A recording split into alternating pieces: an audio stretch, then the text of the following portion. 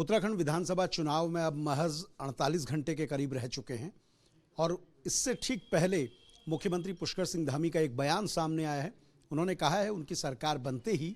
वो common civil code को लागू करेंगे और इसके लिए एक ड्राफ्ट कमेटी बनाई जाएगी और इसके बाद पूरे देश में इस मुद्दे पर बहस छिड़ी हुई है। लगता है कि अब जब हम चुनाव के बहुत करीब हैं, 2 दिन में वोटिंग होनी है, तो आपको सीधे तौर पे नजर आता है कि ये चुनाव से प्रेरित है, जबकि बीजेपी का तो ये कहना है कि बुरा क्या है अगर एक तरीके का कानून लागू होगा। देखिए, गवर्नमेंट इनकी आ नहीं रही है क्योंकि ये बौखलाहट है इनकी,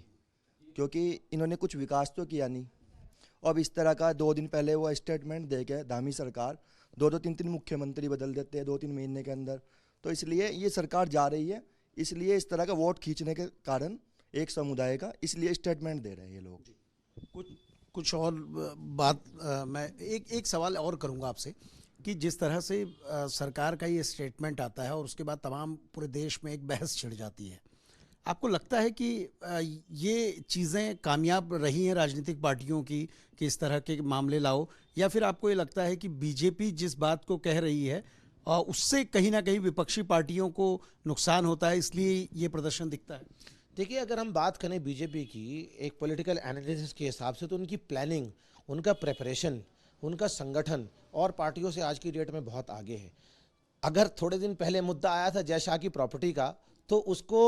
हटाने के लिए वो शाहजहां की प्रॉपर्टी का मुद्दा ले आए थे।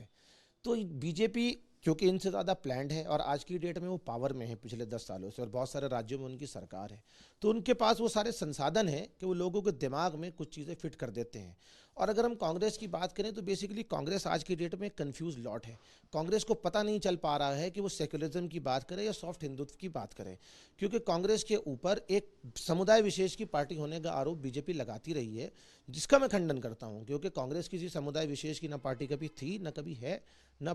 और ना ही रहेगी। अगर समुदाय विशेष की पार्टी रहती तो शायद मुसलमानों का कुछ विकास इतने सालों में होता जितने साल उन्होंने केंद्र में सरकार चलाई, 60 सालों तक,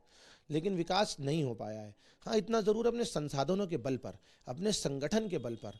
और अपने बाहुबल से, अपने धन बल से वो लोगों के दिमाग में अपना एजेंडा कहीं ना कहीं फिट करने में कामयाब तो हुए हैं। एक आखिरी सवाल मेरा आपसे ये भी होगा, बीजेपी बार बार एक बात कहती है कि हमने 370 हटाई क्योंकि वहाँ स्थितियाँ इस तरह की थी कि अलग अलग कानून थे, एक राज्य के लिए अलग कानून है, बाकी पूरे देश के लिए एक है। आप लोग उसको कैसे देखते हैं, और अब जब कॉमन सिविल कोड की बात आ रही तो दोनों चीज़ें कैसे लगती हैं? देखिए, अगर हम कश्मीर की बात करें, कश्मीर हमेशा से सरकारों के लिए एक मुद्दा रहा है पॉलिटिक्स करने का और भारत में अपनी सरकार बनाने का। ये मुद्दा 1952 से चला है, जब से आर्टिकल 35A इंसर्ट हुआ था कॉन्स्टिट्यूशन में, और उसके बाद उसको खुद ही उसका इफेक्ट निगेट करने के लिए जवाहरलाल नेहरू जी ने श्यामा प्रसाद मुखर्जी को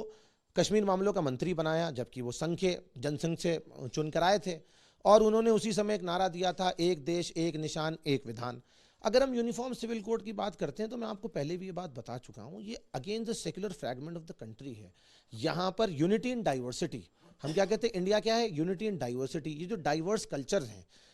अनेकता में जो एकता है, इस भारत की अनेकता को तोड़ने के लिए भाजपा द्वारा ये काम किया जा रहा है, और एक रंग की राजनीति करने के प्रयास भाजपा यहाँ पर कर रही है, जो कि आरएसएस की आइडियोलॉजी है। लेकिन ये बात मैं आपके चैनल के माध्यम से मैं आपको कहना चाहता हूँ, इस देश का एक वर्ग विशेष इनकी इस राजनीति के विरुद्ध है और कॉन्स्टिट्यूशन को बचाने के लिए, संविधान को बचाने के प्रतिबद्ध है। उसके लिए उसको, उस समाज को जो भी कुर्बानी देनी पड़े वो समाज कुर्बानी देगा, लेकिन भारत के संविधान के सोल को और भारत के संविधान की स्पिरिट को बचाने के लिए किसी भी हद तक जाएगा। मुख्यमंत्री के कॉमन सिविल कोड को लेकर दिए गए बयान के बाद पूरे देश से प्रतिक्रिया आ रही है। देहरादून में जो मुस्लिम युवा हैं उनका ये कहना है कि ये राजनीति से प्रेरित है और इसीलिए चुनाव से ठीक 2 दिन पहले आया है, जबकि केंद्र में 7 साल की सरकार में इस पर कुछ नहीं हुआ और राज्य में पिछले 5 सालों पर इस पर नहीं हुआ। मुख्यमंत्री के बयान के बाद इस मामले पर लगातार बहस हो रही है। बहस होनी भी चाहिए, क्योंकि जब इस पर कोई कार्य किया जाएगा तो कहीं ना कहीं सभी पक्षों की राय होगी और उसके बाद ही सरकार आगे बढ़ पाएगी। वीडियो जर्नलिस्ट सोनी कुमार के साथ सुरेंद्र डसीला, न्यूज़ स्टेट, देहरादून।